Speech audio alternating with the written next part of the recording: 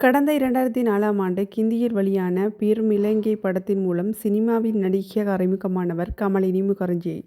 அந்த படத்திற்கு பிறகு தெலுங்கு பக்கம் வந்தவர் சேகர் கம்முலா இயக்கிய "ஆனந்த்" படத்தில் நடித்தார். அந்த படத்திற்காக நந்தி விருது எல்லாம் பெற்றார்.